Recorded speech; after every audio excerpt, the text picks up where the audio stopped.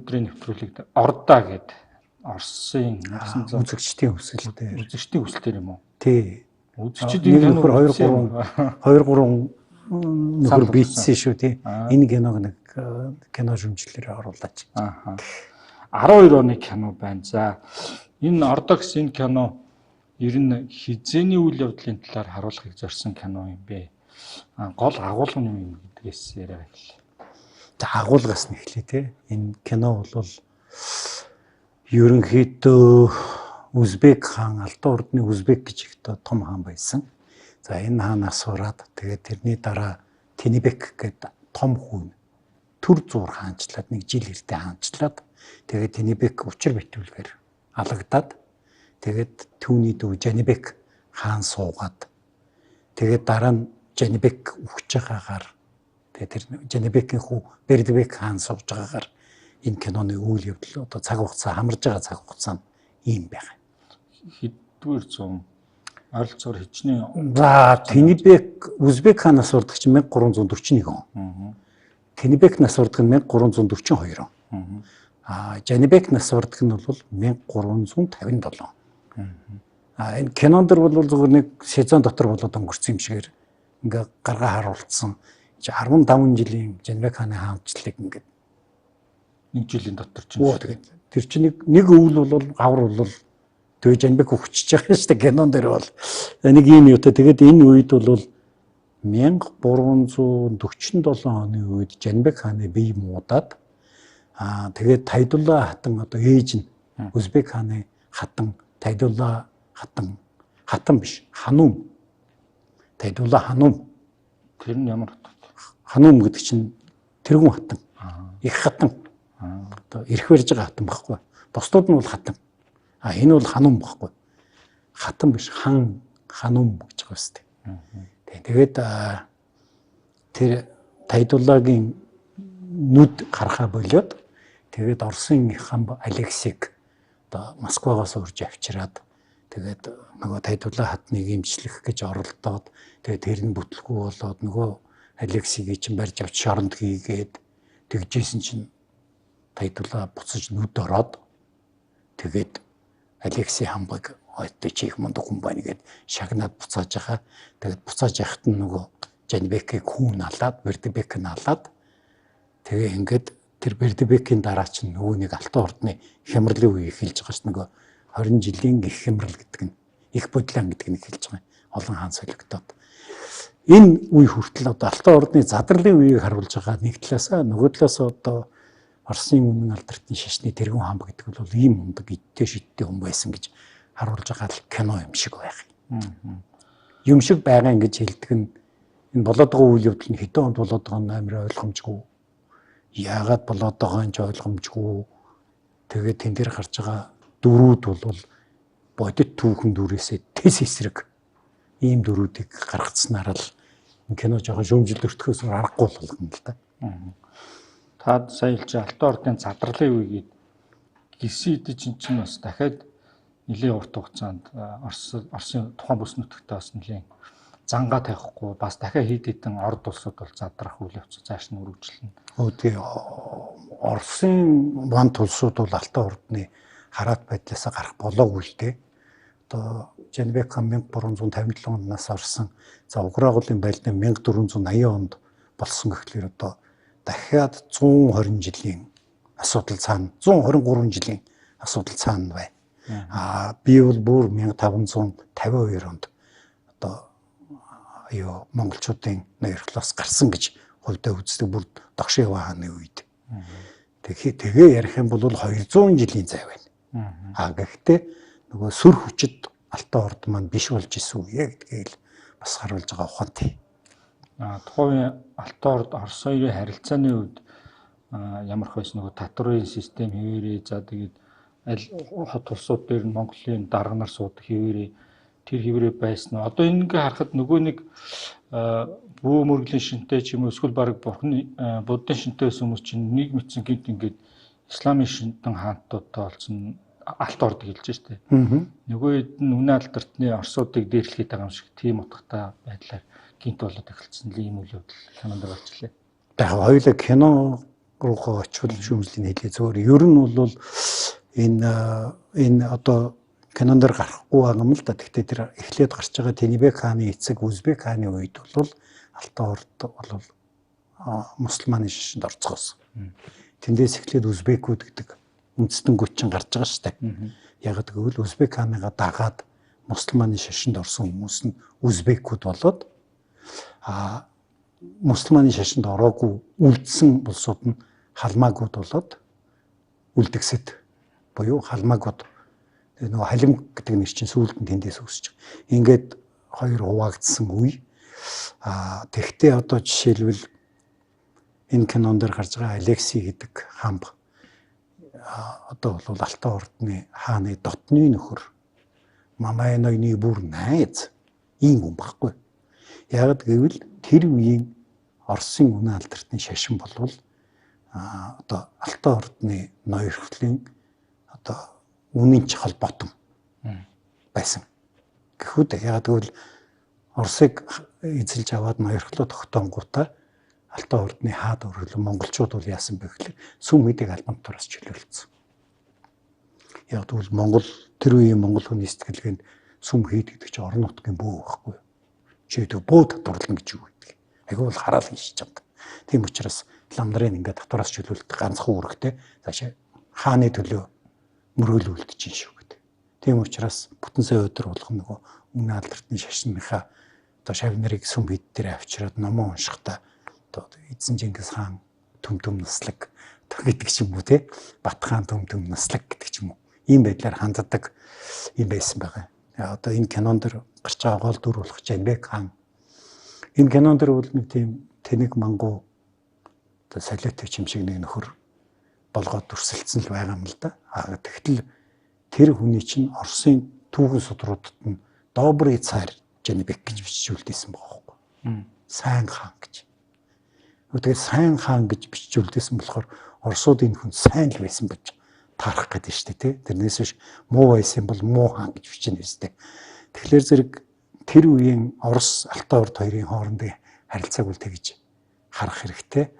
Энэ кинонд гараад байгаа Москвагийн Ихван сайхан Иван гэж одоо Ихван байгаа. Тэр бол одоо нөгөө Куликовын талд Мамай нэг бут согтөг Дон Дмитригийн эцгэлтэй. Энэ сайхан Иваны эцэг Төрөвч Иван гэж байсан шүү дээ. Иван Галита гэж. Тэрний үеэс эхлээд Монголын одоо даргач нар Оросын хотод суугаа болцсон. Москвагийн Ихван бүх албан татврын цуглуулад авиж тушаадаг ийм болгоцсон байхгүй юу. Тийм учраас Галита ч баян. Тэгээ Төрөвч очтой. Тэгээ нөхдөөдийг ингээд нөгөө татвар өөрөө төлж чадахгүй байна шүү дээ. Мөрмөрсөөр яасан чи татвар өөрөө төлж чадахгүй. За чи миний хараад болж байгаа. Би чиний өөрийг төлчихгээд ингээд нутгаа томруулаад тэгээ Москвагийн Вант улс их хүчрхэгжиж одоо Орос дотор хүчрхэгжиж байсан юм байна. Магадгүй таны хэлж байгаа эсрэг болсон юм биш үү? Үнэ алдартны шин чинь харьцангуй монголчууд ирэхэд холбоотон нэгдэлтэй байсан бол исламын шин таадууд ирээд тэгээд бахан үнэ алдартнуудыг жоохон шагаж тоглосон юм уу? Кино тиймэрхүү. Одоо яг энэ үе нэг талаас хоёрдугаарт одоо энэ кинон дээр гараад байгаа. Энэ нэг хүүхэн зартай нөхөр байна шүү дээ. Энэ нөгөө Жанбек хааны хүү Бердебекийг ингээд өсөлдсөн байгаа. За энэ Бердебек хаан алгадснаас эхлээд нөгөө Алтан ордны хямралын үе эхэлсэн шүү дээ. Тэгээд Оросууд ингээ харахаар ер нь Алтан орд бол нөгөө айхтар хүчрхэг орд бол биш болцсон байна. Нэгдүгээрт, хоёрдугаарт хаадууд нь бүгд мусульман шашинтай болцсон байна. Өөрөөр хэлбэл Оросуудын хувьд бол буруу номтонгууд болцсон байна. Энэ үеэс эхлээд ер нь эдрийн ноёрхлоос гарах хэрэгтэй юм. Эдрийг хөөн зайлуулах хэрэгтэй юм гэдэг үзэл санаа руу Оросын үнэ алдартны шашин одоо гулдран орж эхэлж байгаа байхгүй.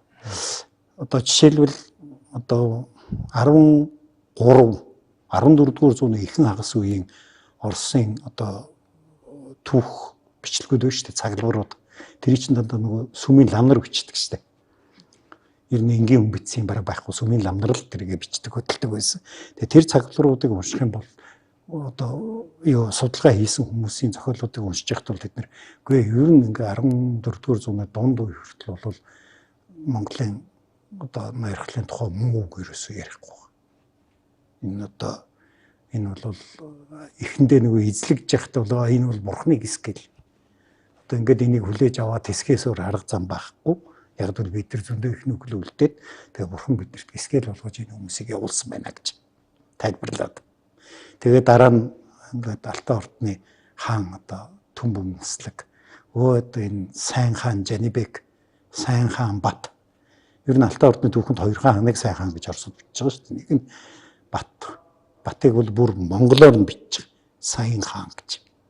Жанибекийг бол Добрый цар Жанибек гэж бичиж байгаа байхгүй.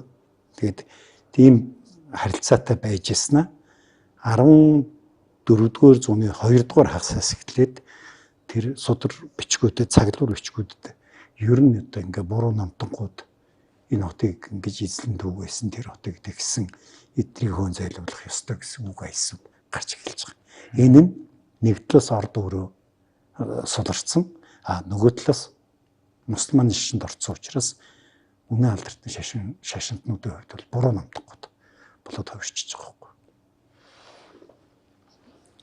Ер нь нөгөө Орсын түүхэнд энэ түүхэн бичлэг дээр татар Монголын дарлал гэдэг чинь бүр 20-р зуун саяхныг хүртэл Путин нэг хэдэн жилийн өмнө санагчин татар Монголын дарлал гэдэг ойлголтыг түүхээс авчаая гэдэг нэг юм концепт төвшүүлээд тэрнээс хойш гайгүй болцсон санагдах юм. Гэсэн чи энэ кинон дээр болохоор тэр хуучин концептээр хийсэн кино юм болов уу гэж харагдаад байна. Та энэ тал дээр үгж бодож байна. Тэгээ энэ киног хоёлаа дараа нь юу даа ярьж байгаа юу цаашаага бүр ингээд кадруудыг гаргаж байгаад ер нь бол Климжуку гэж нэг Оросын цэргийн түүхч байна. Тэр энэ киног шүүмжилсэн байна. Би тэрийг нь бас олж харлаа. Мань хүн гэж байгаа байхгүй яг та нар тэр монголчуудыг муулах гэдэг тэр сарай мараа шавар тагцдаг өрн хот гэдэг ингээ харуулзаа одоо дүүрч тэр муулж байгаа юм байж. Та нар Москвагаа яаж байгаа юм бэ? Энд чинь нэг эдэн дүнзэн байшин тавьдсан. Миний зуслан чи юм биш тэгсэн дээр чи одоо тэнд нөгөө сайхан Иван гэдэг Москвагийн их ван тэнд яваад байгаа. Үнж яахлаараа сайхан Иван одоо ингээд нөгөө цуслангийн бүнзэн дэндрээд идэг юм бэ. Ингиж битгий алдууралтаа гэж шүүмжилж хэлээ. Тэгэхээр зэрэг тэр бол нөгөө энэ киног хийсэн хүмүүсийн өөрсдийнх нь бодлыг л харуулж байгаа болохоос биш ийм юм байсан гэж одоо үзэх ямар ч үндэслэл байхгүй.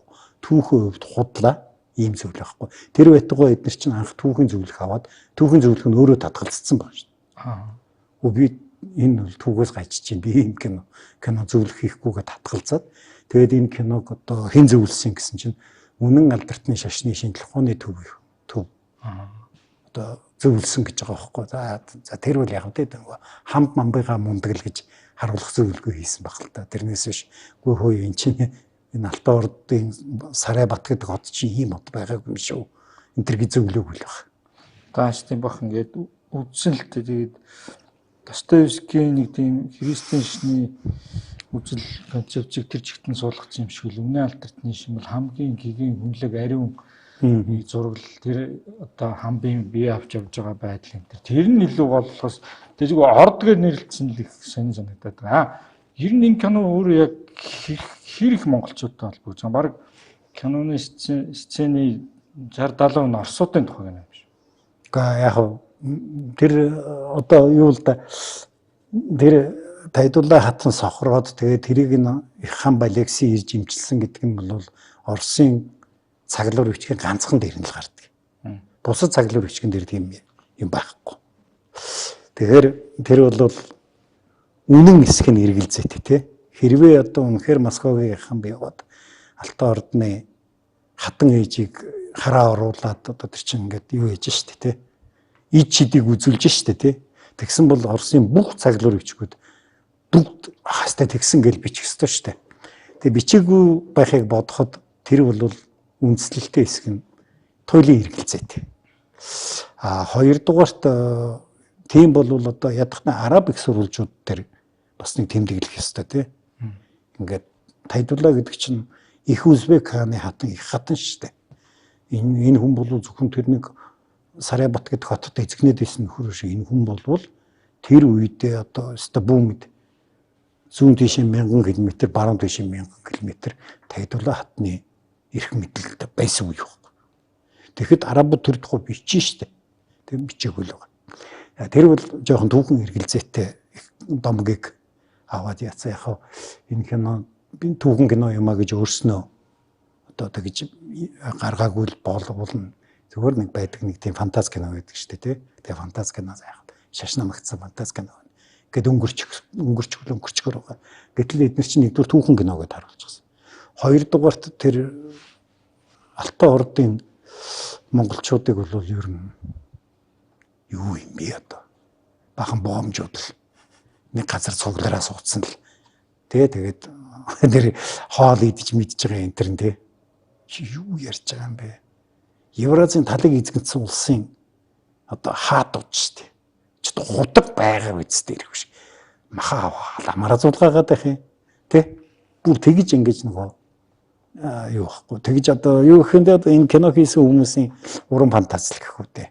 Ийм зүйл. Яг хоёулаа кинон дээр очиод тэр төслүүдэн гаргаж байгаад ярил л да.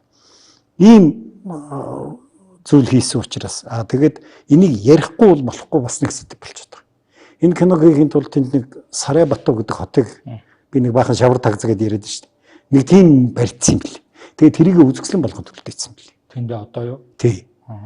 Одоо энэ Астрахань навцаа гэсэн үг шүү дээ.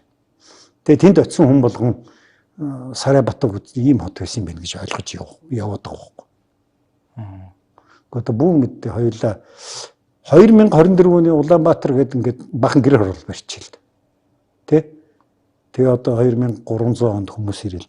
2024 оны Улаанбаатар гэж ийм юм байсан юм уу гэдэг л энэ говьлог мөн биздээ энэ сайхан олон байшин тэ төгжрөл болж байгаа зам байхгүй. Нэг бахан ил задгай жорлонтой хэдэн гэр хорооллын гэр тавьчаад энэ бол 24 оны Улаанбаатар юм а гэдэг л тэрийн шиг юм болчиход байгаа байхгүй. Тэгэхээр эн чинь кинон дээр түүхээ говьлоо зогсохгүй одоо бүр ингээд музей болгочоод тэгээ тэрүүгээр ингээд хүмүүс оруулаад говьлаад байгаа. Одоо гол учир нь байгаа юм л да.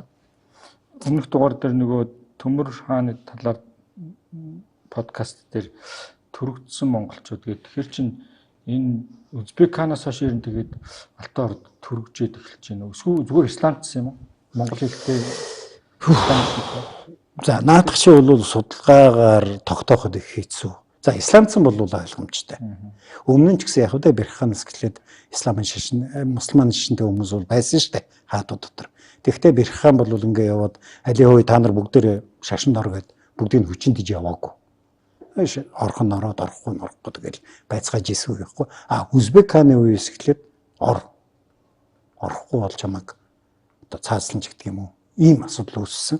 Энэ үед одоо Алтан ордоос зугтсан Христосын шашинтай олон монголчууд Орос руу зугтж шашин нэгтэн л үгүй. Цаашаа Литв рүү зугтаж гарсан. Одоо тэр Польшид байгаа монголууд махан гэдэг байгаа чинь энэ үед зугтсан хүмүүс нэлээд ихэнх байгаа.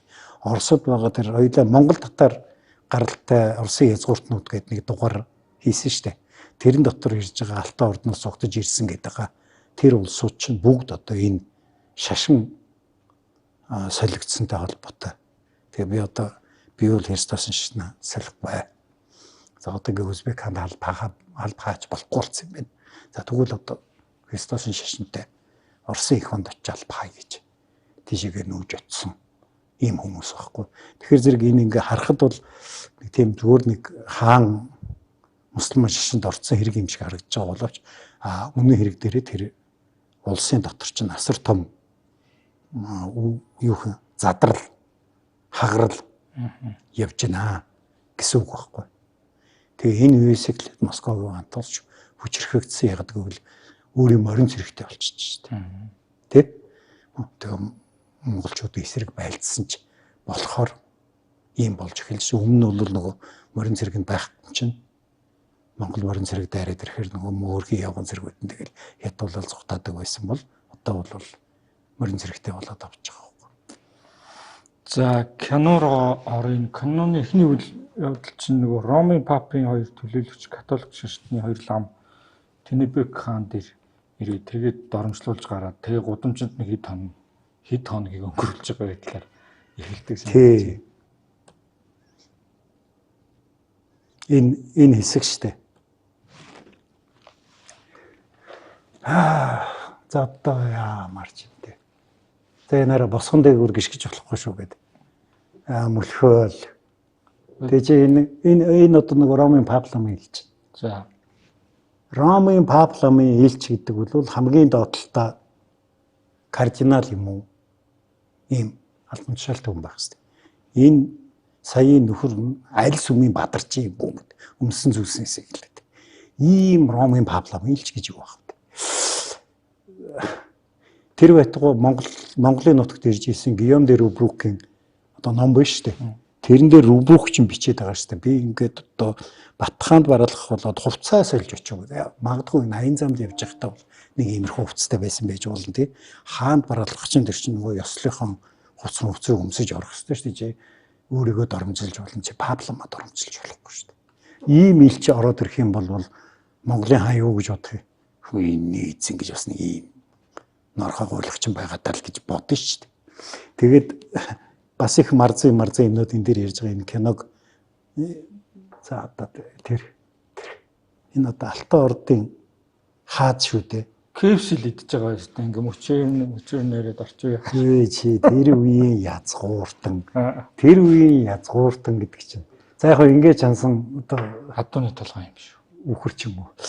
Ийм хоол байж болно гэж. Тэр үеийн язгууртан гэж гутга мутгах чи хайжцсан. Сах хүчин хайжцсан. Зүгээр ингээд хэр талж явж байгаа гуйлагч гооч. Энэ одоо Тинибек хаан. Сая тэр Оросод бас Ромын элчийг харуулах гэж байгаа нэрээр дахиад католик шишинтнуудыг доромжилж байгаа юм шүү. Яг энэ кино бол тэр чигтээ ер нь хавийн бүх юмнуудад доромжилж байгаа. Тэгээ одоо энэ ингээд Тинибек хаан энэ панин гэдэг үл энэ жууд гэсэн чинь өөрхөн амтны ингээд нүдийг нь ингээд нааж байгаа тоглолцсон шиг үлээ. Тэгээд энэ нөхөр чинь бэлэг хаан гэж байгаа байхгүй. Тэгсэн чинь нөгөө элч нь үгүй одоо танаа хүмүүс булаагаад авцсан гэж хаанд хэлнэ үү гэдэг. Чи юу чи? Тэр ламын бэлгийг булааж авч байгаа юм биш үү? Чи хааны бэлгийг булааж авч штэ. Чи хааны бэлгийг булааж авсны дараа ямар ирэх нь ойлгомжтой биз дээ. Цаазарах болно штэ. Хэн тэгж зориглож хаанд зориулж авч байгаа бэлгийг булааж авах нь тэгж үхмээр энэ байхгүй штэ. Тэгээ ингэж байгаа. Энэ тэгэл нэг тийм муухай бүдүүлэг ер нь зүгээр энийг харах юм бол ордон гэж. Үгүй энэ ч одоо шавардаад орхиц юм уу? Нөгөө хараар нь орхиц юм уу? Хайшийн. Чи энэ үеийн Алтан ордын улс гэдэг чинь. За юу. Чи тэр нэг Монгол Италийн дайнуудын тухай дугаар дээр ярьж ирсэн шүү дээ. Венецийн элч очоод та нар одоо ганцхан үе татвар авдаг чинь бага юм биш үү гэд. Энэ одоо Тинибек хааны эцэг Үзбек хаанд хэлж байгаа шүү дээ. Тэгэхэд Үзбек хаан би одоо ганцхан таана бомтос 100,000 мөнгөн цаас авдаг шүү дээ гэд. Ганцхан хотоос. Италийн 10 хотог. Зөвхөн хар далайн эргээс чи сая мөнгөн цаас авч байна. Тэгээд дээрээс нь чамд Бухар байна, Самарканд байна, Астрахань байна. Амар том худалдааны хотууд байна. Зөвхөн Астрахань натаас авж байгаа жилийн татвар Оросын татвартай дүүцдэг байсан гэд бичсэн байна. Оросоос жил тонн хагас мөнгө авна. Астраханаас тонн хагасыг авна. Чи тэгээд бараг сая зоос Кремийн эргээс авна. Тэ? Чи бараг за өдрийн орлого чинь $1 миллиард. Шахуу хүн байхгүй одоогийн ойлголт. Чи тэгээд өдөрт $1 миллиард олдог хүн ийм хувц өмсөд байж ах уу? Тийм арчаа галтцсан амтан гэж юу гэдэг юм бэ? Энд чинь хоргой торг тэ? За яг Чингис хаан шиг дооргоо моргоо өмсдөггүй зүүдгүй байсан гэж бодъё. Тэгвэл ядаж дээлээ угаацсан байх хэрэгтэй шүү дээ. Чи дээл угаах зарц чи хөлсөж авах мөнгө бол байгаа шүү дээ.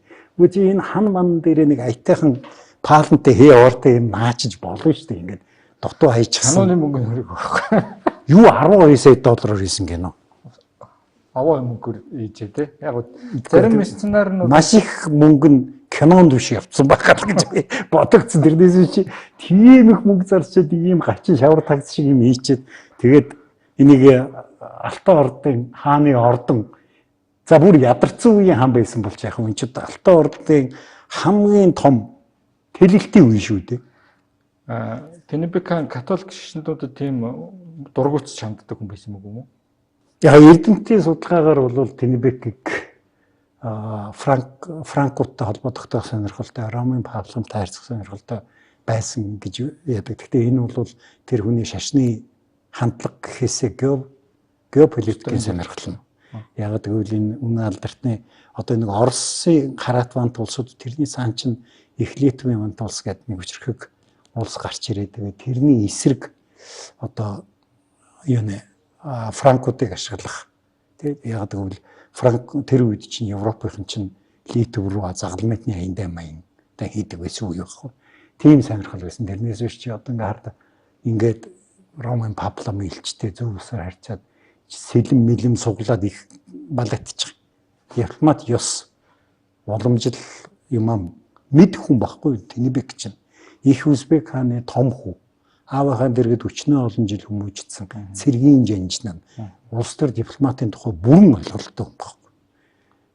Тэгээ биш юма гэхэд ядахна ингэж одоо элчид сэлэм гаргана гэж байхгүй шүү дээ. Энд чинь нөгөө Монголын их засаг хуулиа зөрчиж шүү дээ. Энэ хүн чинь элчид бол зүүн ёсны хүндэтгэлтэй хандах хэрэгтэй байхгүй. Энэ арай одоо талын хэдэн дээрэмчд бие бинийгээ дэглэхэд байгаа юм уу? Толгой молгой дээр нь гараачсан барьчаад энийг монголчуудын үнэн одоо доош нь хийж бүдүүлэг тэнэгээр нь дуудаж харуулж байгаа юм да. Гэхдээ энэ бол гэхдээ юу шүү. Нэг юм хэлэх хэрэгтэй. Энэ тэр монголчуудын бүдүүлэг тэнэг биш. Энэ киног хийсэн хүмүүсийн мэдлэггүйг л харуулж байгаа хгүй. Тэгэхээр амар сэтгэж чадж байна те хүний талаар. Гэхдээ сая хараг хүмүүс юм. Хэрж бас тийм болохимыг сэтгэж чадчих штэ. Тэр хэмжээний л сэтгэлгээтэй л хүмүүс хийсэн гэж харагдаж байна да. Тинебек хаан энэ дээр чи хорлогдож өгөхөд юм л да. Яг бод түүхэн нэр нь ямар юм бэ юм да. Түрүүний тань энэ юу юм л да. Нөгөө Узбек хааныг нас барахад 1341 онд нас барсан гэж бид түрүүд гисэн шүү дээ. Тэгээд нас барсны дараа мэдээж Тинебек бол Ахмад хүүгээ хаан ширээ залгамжлах хэрэгтэй байсан. Гэтэл ингээ хараад байхад бол Узбек хааны ордонд 2 фракц яваад байгаа. За. Тинебекийн фракц ээж Тайдуллагийн фракц гэж. Тийм учраас Тайдулла хатан одоо Тайдулла ханум бол Жанибек хаан болгох сонирхолтой. Яг гэвэл Жанибек нь ордонд илүү удаан байсан. Тинебек ч аавыгаа дагаад дайнд яваад байгаа нөхөр шүү дээ. Жанибек бол нөгөө араасаа гэж отхон хүү араасаа гэж үлдэх ёстой шүү дээ. Тэгээд ээжтэйгээ илүү ойрхон. Тийм учраас одоо Тайдулла хатан бол Тайдуллагийн фракц ажиллаж эхэлж байгаа байхгүй. Тэгээд энэ Тинебекийг алсан. Гэхдээ энэ кинон дээр гарч байгаа шиг нэг тийм балаа юм болж байгаа ч юм ба. Ерөөсөө огт байхгүй. Ер нь тэгээ чи гадны элчин хажууд хаанаа алдаг ёсмос үйлдэл гэж юу бах вэ? Ер нь бол энэ тэмцэл дунд алагдахтай энэ Тинебекийн талын олон ноёныг цаазалсан гэж бас гарддаг.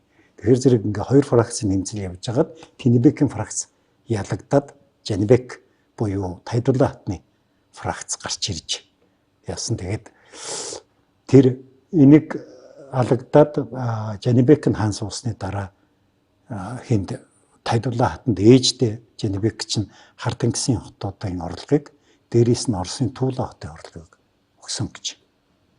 Тэр байтугай зарим одоо юугаар бол их сурвалжийн мэдээгээр Тула гэдэг нэр бол Тайдулла хатны богиносгосон нэр юм а гэж. Одоо Тула гэдэг Оросын Зевсгийн одоо том үйлдвэрлэгч хот биш үү? Тэр энэ араа ийм бүдүүлэг. Ийм хаан гэж байх уу? За юу энэ кинонд чинь ингээд хааныг алж яхад одоо хүүхэд нь алж байгаа юу? Энэ дээр бол хин Жанибек чинь дүүн шүү дээ. Дүүн ахыгаа. Тэгж яхад ингээд бусад тойрж байгаа энэ хаад язгууртнууд ямар ч үйлдэл хийхгүй байгаа харагдаж байгаа юм л да. Ер нь бодит түүхнүүд дээр тийм тэмдэглэл энэ төр байд тийм үү? Ер нь бусад хаадуудын түүхүүд дээрсэн ингээд яа тийм сони. Яа гэж энэ чинь юу хаан ална гэдэг чинь ингээд тийм хоолн дээр сууж байгаа даалгавчдаг хаанч гэж тийм хүмх амьтан гэж юу аах вэ? Энд чинь бол асар том фракцуудын хоорондын тэмцэл болж байгаад тэгээд тэрэн дотроос чинь нэг нь гарч ирж одоо тэр бол бөөнц урсгасан үйл явдал болно шүү дээ. Нэг бөөнц хэрэгүүд бижигнаал тий ийм л юмнууд болдог байсан баг. Хамгийн тэнэг хөл болвол за нохой ноёны үед энэс өмнө л дээ нохой гэдэг чинь. Нохой ноёны үед нөгөө залуу хаан нохойг ад үзээд ерөнхийдөө дарах гэдэг талаар нь нохой одоо бас нэг хатан гарч ирж байгаа маа тийм чинь жижиг хатан ч юм уу жижиг гэж бичсэн байгаа цэцэг юм уу жижиг юм уу би сайн ойлгодгүй. Тэгээд тэр жижиг хатанд нохой ноён хэл өргүүлж байгаа юм. Би одоо ингээд нас өндөр болоод яг үхэх өмнө гэрээсээ хэлмээр байна гэдэг. Тэгэхээр нөгөө жижиг хатан чинь нөгөө хүү мүүгээ яваач та тэр настай хүн хөгж яхад сүлийн үг нь очиж сонс гэд хөөж явуулаад тэгээд нөгөө нөхдүүд нь нохой ноёныг эртгүүгээд ороод ирэхээр тэнд нь алчихсан гэж. Тэр нь хамгийн ойрхон тэр баг. Нөхөр бодлоо жүжиг тавьж хагаад нөгөөдгөө чи хамгаалтын зэрэггүй оруулж ирж хагаад алж ял гэсэн үг баггүй тэр нь хааныг чи ямар хаан байсан гэсэн хишгтэн зэрэг чи явна шүү дээ. Чиний хамгаалт бол хатуу хамгаалт байна шүү.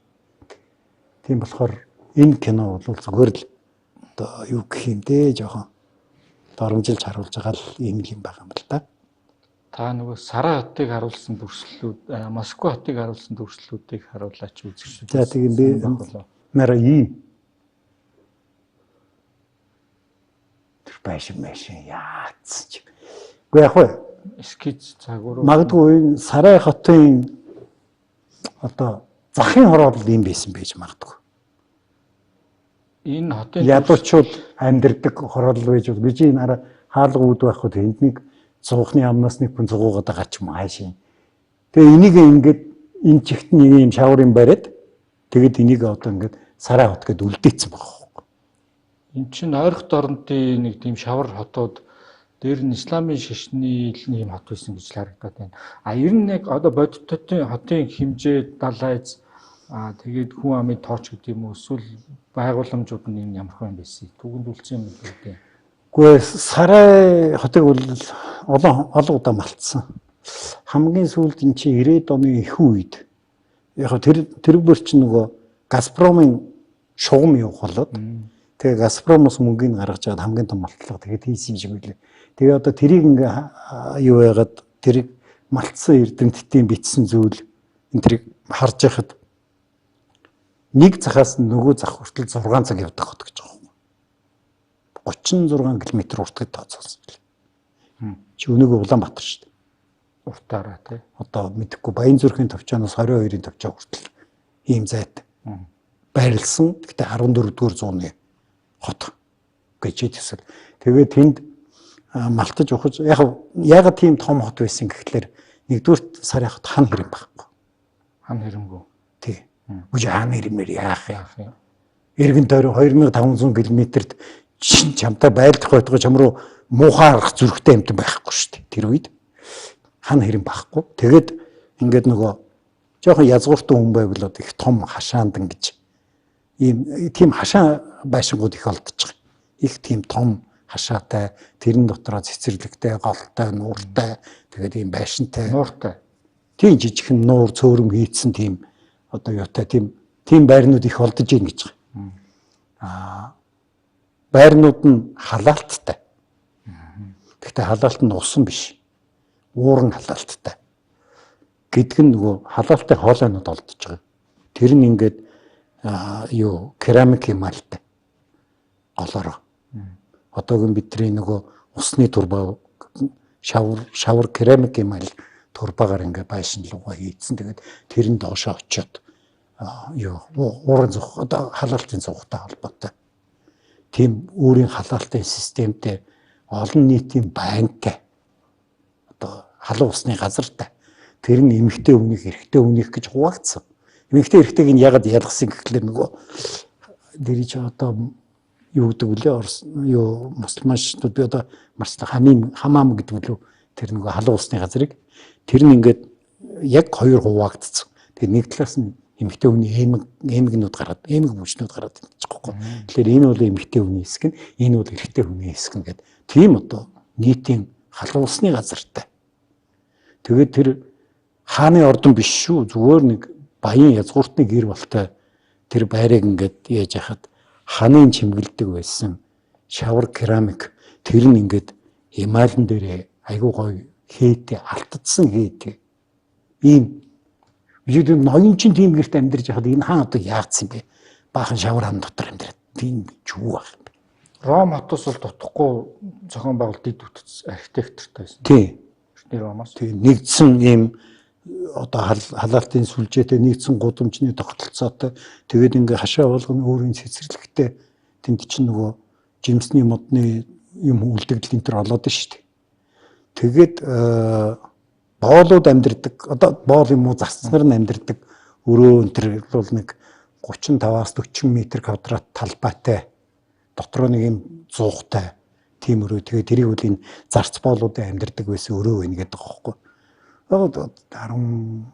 14-р зуунд 40 м квадрат талбайд одоо тэгээд эхнэр нөхөр хүүхдтэйгээ амьдрах бол тийч баг одооны манай дунд чи баг юм тэр үедээ байхгүй нөхцөл байхгүй тийм энэ кинонд дэр гарч байгаа шиг тийм балаа юм гэж юу ах вэ? Ийм гой хот байсан. Яг сургууль алгуулсан гэдэг асуулт мандж байгаа. Тэгээ яг гэвэл энэ Узбек хааны үед үлээ Узбек хааны дараа үлээ Сарайбатугийн оронд Сарайбирке гэж барьж эхэлсэн. Шинэ нийслэл. Тэгээд нөгөө шинэ нийслэл баригдангууд худалдаа тийш урсан штэ. Сарайбатур ирэхэ болчихж байгаа байхгүй. Тэнгүүт Сарайбатуд байсан худалдаач чинь шинэ нийслэл рүү нүгэ явчихж байгаа. Тэгээд Сарайбату эзгүүрээд эхлэхэд яг тэр бол Орсын археологчдын гаргасан он шүү дээ. Энэ одоо тоосох мосхын байшин барихад ашиглаад зөөгөөд аваа бичсэн байна гэж. Тэгээд хүн амьдрахаа болчхоор тэгнэ шүү дээ тий. Тэгээд ийм болсон байна гэж. Гэхдээ энэ кинонд гарч байгаа шиг ийм шавар энэ гэдэггүй. Сарайбату хотын ядуучуудын хорооллын хэсгийг л гаргасан байж магадгүй. Тэгээд хаан тэнд юу хийж яваад байгааг нь ойлгохгүй. Ядуучуудын хорооллоор хийсэл тий. Кинонд дэр нэг тайдуулан хамт холбоотой хоёр сонин үзэгдэл байгаа юм. Яг өөрсдийнхөө хүүхдүүдийг хэнийг хаан болохгүй гэдэг шийдвэр хэлж байна. Тэр хүүхдтэйгээ харьцаанд ороод байгаа юм уу? Яагаад байгаа юм? Дээр нь хуруугаа тасдж байгаа нэг юм сонин үзэгдлүүд юу бодит хүн дээр нь тийм тэмдэглэл энэ төр байдаг юм. Байхгүй. Хуруу тас. Яг энэ кинонд дэр гарч байгаа Байдулла хатан хуруугаа тасж байгаа хэсэг би л дээ тэр одоо би бол юу гэж ойлгосон юм бэ гэхэлэр энэ Тинибек хаанаас бараад насаараач яг алуулаад тэгээд Байдулла хатан одоо нэг үрээ алдлаа гэж нэг хуруугаа тасдж байгаа юм байна гэж би ойлгосон. Тэгээд энийг ямар зорилгоор одоо тэнд тэгж гаргасныг бол би нэг сайн ойлгоогүй. Тэр энэ үст биш эн чинь нөгөө Жанбек тэр ирж байна. Тэр хэсгийг би ойлгоогүй. Нөгөөх нь чи юу гэлээ? Жанбек канта нэг тий гүжи хөөе төрсөн ээжтэй гэдэг амтан гэж юу аах вэ? Тэр бас монголчуудыг муухай харуулъя гэхэд бол арай дэндүү муухай мэдгүй юу аавынх нь багтан байсан бол магадгүй юм тий. Одоо бүү мэд. Тэгээ аавынхаа хатныг авч сууж байгаа тохиолдлууд бол монголчуудын түүхэнд байдаг. Гэхдээ тэр бол сексийн тухай асуудал биш шүү дээ. Төр залгамжлахад төрийн залгамж чанарыг өөр дөрөө авч байгаа болохоос биш. Тийм байхгүй. Энэ дэр чинь энэ хэсэг дээр баха тий. Нөгөөх нь ээж дээрээ давхиж чичаал нөгөөх нь хөлөөрөөж гавчаад байгаа. Төрсөн ээж шүү дээ. Тийм гэж юу бах тий. Тэгээд Жанбект одоо ямар хатан мундаа юу тий. Москва нэг юм татарууд байгаа үзэгдэл энэ төр бас гардаг. Тэгээд татаруудын одоо Монгол татарууд ч юм уу түрүү ч юм.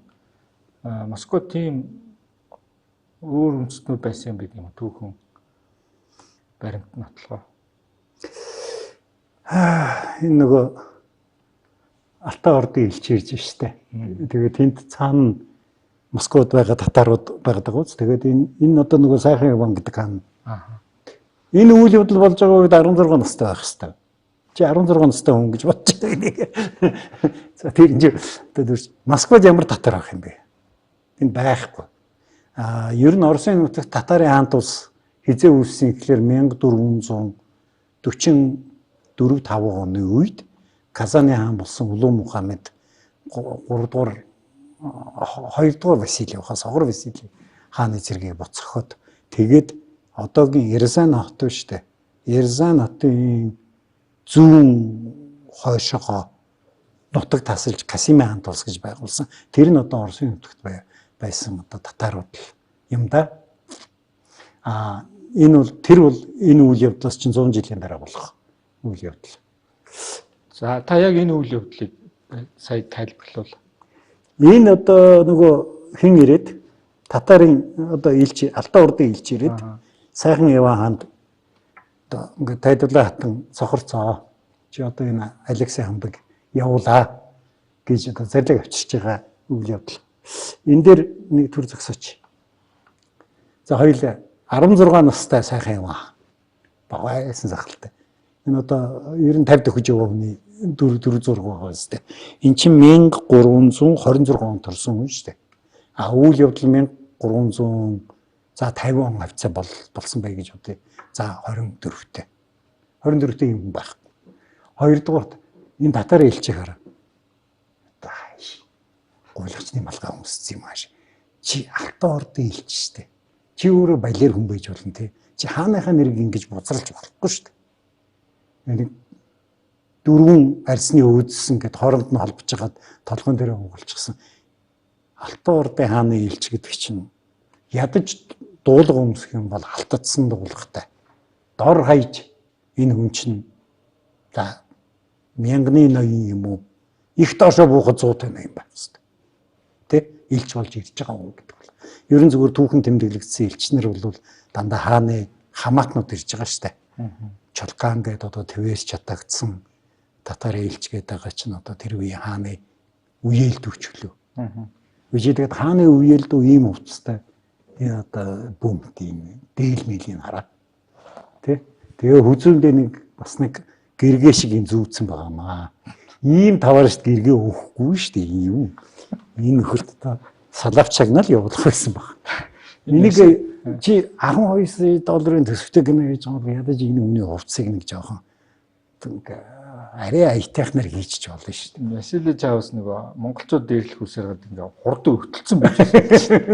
Тий, тэгээд нэг амбааранд амьдраа тий. Тэгээд энэ үеийн Москва бол чулуу хэрэмтэй болоогүй байсан. Чулуу хэрэм бол энэ хүний хүүгийн үед баригдана.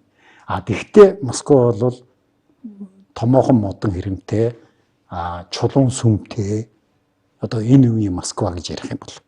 Тэгээд Батханы цэргүүд очиод эзлээд шатаахыг бодоход тэр ямар гарын загтансандаа Москваг эзлээгүүл байгаа шүү дээ. Тэн дээрэмдэх юмтай авах юмтай байсан учраас л очиж эзэлж байгаа шүү дээ. Тэр өвчнөө олон хотыг тойроод явж байгаа шүү дээ. Тэгэхээр зэрэг Москва бол тэгээд тэрнээс ч хойш өчнөө 100 жил өнгөрөөд 100 гаруй жил өнгөрөөд тэр хооронд Москва ч Алтан ордын хааны татварыг цуглуулж жил бүр тоон хагас мөнгө энэ нөхрийн гараар дамжиж байгаа шүү дээ. Энэ тэрэн дотроос нэг 100 кг-ыг авч үлдэхэл үлдсэжлээ байгаа.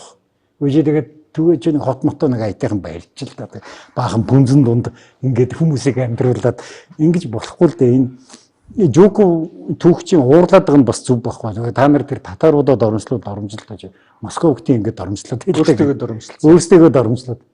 Тэгээд тийм юмнуудад дарлуулж байгааг бодоход эдгээр ч нэг иймэрхүүл байх ёстой л гэж үзүүлэх гээд байгаа юм уу яах гээд байгаа юм бэ? Одоо энэ дээр чинь нэг Алексей хамбын талаар гарсан. Тий, одоо энэ нэг Алексей хамбыг юу яаж байгаа? Авчир гэдэг. Яг үрэхэд энийг ядаж нүрийг угаачгүй тий. Та хааны илчтэй. Цадаг кино үзээд бүр бүхэндээ та шүүмсээд. Гүйгүй гэхдээ ингэж хүнийг за дарамжлаа. За тэгээд энэ за сайхан Иван ч юу сайхан байгаа зү чи хардаа энэ багайсан сахалтай хөшөө хаар юм л байгаа бас. Та яг нөгөө нэг гэртээ сууж байгаа бодолтой. Ингэж бол ихгүй гэдэг юм шиг байна. Одоо энэ ингээ Алексей хамб дээр ирж байгаа. Тэгээд Алексей хамб гэдэг нь тухайн үед ямар нэр нөлөөтэй хүн байсан? Энэ бол Оросын үнэн алдартай шашны тэргүүн хамб. За. Одоо манайхаар бол богд байхгүй Оросын. За чи энэ хүнийг хардаа. Энэ 1304 онд төрсөн хүн. Одоо энэ үед бол 40 за 5-тай. Чи 45 та хүн юм байх уу? Энэ хүн дахиад 30 жил амьдрын шүү дээ. Чи одоо энэ хөгшин дахиад 30 жил хөгшөрнө гэж боддог. Ингэж бас төрсөлж болохгүй. Ядаж ингэж киного хийх юм бол тэр үеийн хүн энэ чи амархан шүү дээ. Бүр залхууч өрөөдөл Википедиа ухаад энэ хүн хэдэн төрсөн бэ гэдээ гаргаад харчиж болно шүү дээ. Тэгээ чи 45 настай хүн энэ одоо яаж дал хүрнэ? Энэ дахиад 5 жил ч амьдрахааргүй нөхөр авчиад дүрслээ тавьчихсан. Одоо чи ингээд за энэ зохион бэлтгэр. Энэ 45-тай хамб өөдөөс нь хараад сууж байгаа нь 21-тэй ван 2. Ингэж яг одоо киног хийж болно, уран фантази байж болно. Гэхдээ нэг бодит түүх рүү жоохон ойртуулах хэрэгтэй шүү дээ. Эсвэл энэ бол одоо уран фантази юм гэдэг хийчих хэрэгтэй байсан байхгүй. За одоо ингээд Алексей Амб чинь Алтан орд руу очино. Тэгээд имчилгээ хийн. Тэгээд энийг Алексей Амбыг боол хөөж гаргана. Зөндөөлөн болно. Халуун усны газар нөхөр галч хийн. Качкар хийн тий. Тэгээд энэ хамб яг бодит түүхэн дээр тэг зоторсон тэр гэсэн юмнууд байдаг юм. Ерөөсөө тийм байхгүй. Нэгдүгээрт, хоёрдугаарт тийм байх. Энэ одоо өөрхий нөгөө юу яаж чадаагүй? Имчилгээ хийж чадаагүй. Имчилгээ хийж чадаагүй. Тэгээ ингээ шалтлаад одоо нөгөө Женевик канчнд оромжилж штэ талгай дээр нөө сасгаад хизээч юм байхгүй. Оросын үнийн алдартын шашны тэргүүн хамбаа гэдэг чинь бол одоо за яг энэ үед эдгээр чинь мусульманы шашинд орсон байсан. Ер нь монголчуудын ойлголтоор бол төрийн их зарим байхгүй. Чи төрийн их зарныг ямар ч алдаа гаргасан гэсэн ингээд шалтлаад олны өмнө ингэж дормжлон гэсэн ойлголт байхгүй. Ядаа чи хараалаас нь шүү дээ. Ер нь бол тэр байтугай энэ Жанибек байтугай Чингис хаан хүртэл төв тэнгэр бөөг цаазлахтаа айж байгаа үсттэй. Тэ? Тэгээ дараа нь дээр нь гэр барьж байгаа цэмхэн би шарил марлын байхгүй болгочаад тэгээд олон төмний өмнө тэнгэр таалаагүй учраас энэ хүнийг аваа авчижээ. Мань юмчууд бас тэрнээс айж штэ. Тэ? Тэгэхэд энэ Оросын төрийн их заринг ингэн гэж юу байх вэ? Энэ бол ер нь угаасаа түүхэн дээрээ ингэсэн ч баримт байхгүй. Ийм үйл явдал болсон байлаа гэхэд Жанибек энэ хүнийг ингэж одоо доромжилж одоо доош нь хийнэ гэсэн ойлголт бол байхгүй. Бодит түүхэн дээр эн чинь харин ч Алтан ордын язгууртнуудтай сайн харилцаатай байсан юм шүү. Маш сайн харилцаатай байсан. Москвагийн чулуун хүүгийнх нь үед баригдсан гэж би түрүү ярьчлаа шүү дээ. Тэр чи яасан бэ гэхээр энэ үедээ мань хүн чинь Мамай ноёнтой найз нөхрийн харилцаа тогтоогод Мамайтай ярьсаар угаад юу хийж байгаа. Татвараа 2 дахин бууруулад тэгэхээр тэрнээс чинь нөгөө зөрүү мөнгө гарч ирж штэ тий. Тэр чинь Москва хотын хамгийн анхны цагаан чулуун хэрэм болж байгаа байхгүй. Мөнгө тэндээс гарч штэ. Тэгээд энэ тэгээ одоо энийг авчиад ингээд нэг тийм халуун усны газар одоо авчиад хийцэн байгаа. Ингээд одоо хийж байгаа. Тэгээд метр би энийг гайхаад ойлгохгүй. Яг нь Оросоос одоо тэгээд юу хүн амтан боол болгоод тууж авчрах бол байсан үзэгдэл. Гэхдээ чи нэг захын таарлцсан тэнэг болгоно боол болгож авахгүй штэ. Уран дархан, барилгачин, зураач тийм хүмүүсийг авах штэ. Яг гэвэл чи тэрийг Москвагаас одоогийн Астрахан хүртэл 3 сар шахуу тууж ирнэ. Тижээ 3 сар.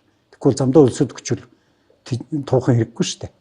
Тэгээ авчираад энэ би яах юм чи ийм халуун зүуханд үхрийн бас нойтон бас гэж байна. Нойтон бас одоо ингэж төлөвлөхийн тулд хаа байсан Москвагаас би ямар хэрэггүй тийм зардал гаргаж хүн авчираад тэгээ энэ дээр чинь бас бид нар энд 3 сараас дээш амьдрдаггүй гэдэг энэ нэг нөхрөн тэгээд байгаа.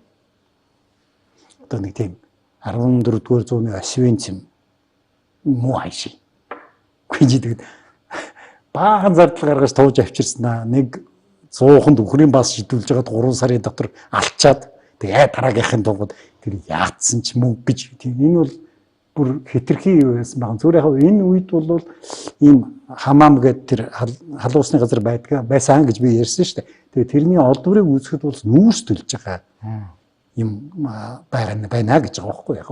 Тэр бол нүүрс тэгээд нүүрсийг төлөхөд одоо тэгээд нэгтэй гэж үхрийн басар чи хэр удаан халаах вэ?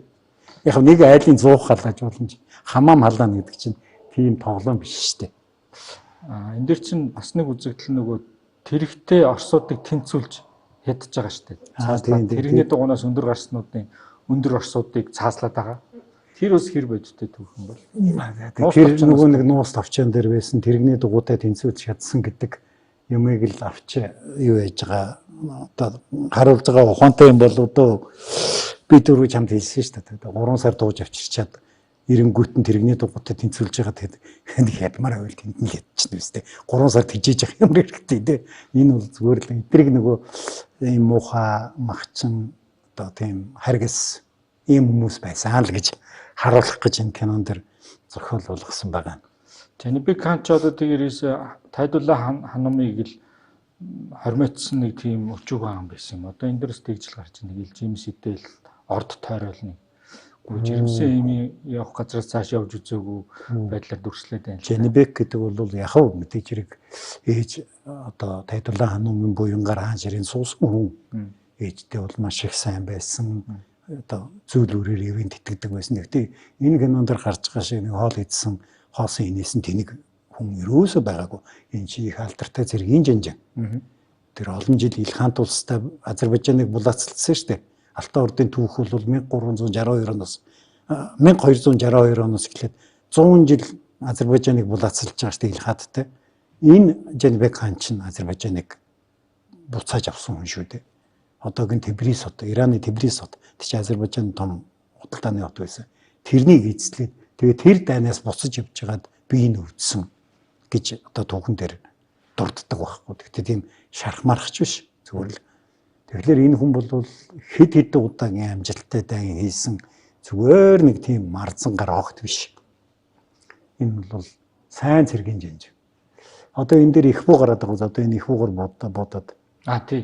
Тий. Энэ болж байгаа үйл явдал нь 1350-ад оны үе 50-ад оны үе гэж бодох юм бол Алтан ордонд их буу байсан гэдэг тийм баримт байхгүй. Ер нь бол 1370-ад оны үед ижил мөрний Болгарын Беляр хот руу Оросууд дайрахад хотын хэрмэн дээрээс аянга цахилгаан нэргсэн гэж одоо судар бичгүүдэд бичсэн байдаг байхгүй. Тэр бол одоо хамгийн анхны их буу. Тэгээд Оросууд тэрийг мэдэн бүтээ тэнтрөөс их буу худалдаж авсан. Энд чи одоо энэ үйл явдлаас хойш 30 жилийн дараа болох үйл явдал шүү дээ. Тэгээд дараа нь 1382 онд Тохтомыш хаан Москваг дайрахад Хэрмийн хаан дээрээс Тюфяк гэж буугаар буудсан гэж. Тюфяк гэдэг нь перс хэлний түфэнг буюу үхэр буу гэсэн үг. Тэгэхээр энэ үед бол арайч үхэр буутай болох болоогүй л байсан үйл дээ. Тэгээд энд нэг хятад ирээд тэрийг зааж өгöd байгаамаа. За одоо яах вэ? Энэ ч нэг тийм нарийн ид биш. Энэ байтугай юмыг мэдэхгүй байгаа хүмүүс энэ үхэр буу болоод галтуурдж өгөөлгүй. Өмнөх бас нэг Орос кино бол энэ кинон дээр адилхан байгаа нэг дүрслэл нь монголчууд маск хэрэглэдэг. Баг, нүүрний баг хэрэглэдэг. Баг бишээ нүрээ будддаг. Биш аль нь маск хэрэглэж байгаа юм. Нүрээ цагаанаар ингээд кремдээд пудрдээд байна л та. Энэ яагаад нэг ийм уламжлал. Одоо энэ дэр чинь бүр Тайдулла хаан чинь өөрөөс нь цагаан царайтай байна гэдэг нэг эмхтэйг бараг цаазаар авчаад байна уу та. Ингээд нүүрнийх нь кремийг шалгаж үзээд оргиор нь гарна. Ингээд дахиж өрөө явуулаад. Яг монголчууд гэж нүүр амаа янз янзаар буддаг байсан. Одоо тийм баримт байхгүй. Зүгээр хатад бол хазар мацраа буддаг байсан. Яг тэгвэл сайхан хүүхэн гэдэг бол улаан хазартай гэдэг. Улаанаар будна. Тий. Тэр чинь ингээд хазарчаа улаан байна гэж эрүүл байгааг шинж гэж үздэг байхгүй. Гэхдээ бид сайхан болтолч бас нэг тиймэрхүү ойлголттой байсан шүү дээ. Одоо л бид сайхан хот орон амьдардаг болоод бас улаан хазар муухай гэдэг ойлголттой болчиход байгаа болохоос биш. Хазар жаргалтай хатны хазар улаан гэдэг бас үг биш шүү дээ. Тэгэхээр тийм ёо ойлголтууд бол тэр үед байсан байгаа юм. Тэрнээс биш энэ кинонд гарч байгаа юм тийм алиалагч шиг нүрээ будаад одоо энэ Жанибекийг алчж байгаа Бердебек гэдэг хүн вэ шүү дээ. Тэр бол одоо бүү мэдээ. Тэр трансвестит юм шиг байгаамаа тэр байж байгаа юм тэр. Гэхдээ яг бодит амьдрал дээр Жанибекийг нас ороход Бердебек чинь 40 шахаж яваа сайхан ир байхгүй юу? Хоёр ч аян дэнд явчихсан. Чи ийм сонин трансвеститийг дагаад Монгол цэрэг явах уу? Тэрнтэй дайсан дарна гэж хэн ч итгэхгүй шүү дээ. Чи тэгээд ийм жанжинтай яваад ялагдаад ирэх юм бол юу ол зомог олох, амь насаа алдна. Тэгээ чи бүх одоо ингээд имэйл мор зэвсэг хэрэгсэл өөрөө гаргаж байгаа шүү дээ. Хөрөнгө оруулалт хийчихэд шүү дээ. Тэгээ хувьцааны ашиг байхгүй. Тэгэхээр чинь юу тийм байхгүй. Бердбекийг харуулсан хэсгийг Бердбек чинь нэлийн сүүлд баха. Ордон дотор. Тэгээ сая гарч байгаа хэсгүүд байна. Тэгээд энэ над дээр энэ кино дээр нэг гоё хэсэг нь тэр тайзны урлаг буюу одоо ингэ спектакл. Тий. Гоё бүжиг. Энд энэ чинь нөгөө юу ич чинь. Тий. Энд ингээд Жанибек хааныг хорлоод алчиж байгаа тий. Тий. Таахан. Энэ нэгдүгээр Жанибекийг ингэж өгсөн гэх баримт байхгүй. Хорлогдож өгсөн гэх баримт байхгүй. Өвчнөр нас орсон гэж үздэг. Хорлогдож өгсөн гэж Оросын их сурвалжууд бичдэг. Гэтэл одоо Араб, Персийн их сурвалж дээр бол хорлогдож өгсөн гэсэн юм бичдэг байгаа. Ер нь бол. Дээрвээ ийм том хаан хорлогдоод өгчүүд одоо бүгд Си Жинпинг хорлогдоод өгчүүд бид бүгд бичнэ. Ингэсэн шүүгээд. Тэгэхэд одоо ингээд Оросын их сурвалж дээр бичээд тэгээд Америкууд бичихгүй, Англиуд бичихгүй, Энтгүүд бичихгүй байх гэж байхгүй гэсэн. Тэгэхээр би бол тэр хорлогдож өгсөн байх магадлал их бага гэж бодоод байгаа. Хоёрдугаарт байна шүү дээ. Чи хараа. Ийм том эзэн хаан. Ийм том эзэн хаан ингээд алилагчтай нийлээд ингээ марзагнаад тэр ингээ явж ийн гэж байх уу? Энэ эзэн хаан биш алиас албатай л болчиход байгаа. Тэгээ энэ кинонд болохоор энэ нэг юм бүрээ байдлаар ашиглаад байгаа энэ юг маскыг. Тэгээд эндээ хордоод ингээ амьсгалын таталтаа зогсож байгаа юм л та өгч байгаа. Тэгээ утга нь бол бас хорлогдож өгч байгаа л гэсэн үг шүү дээ. Хорлогдож өгч байгаа гэсэн үг.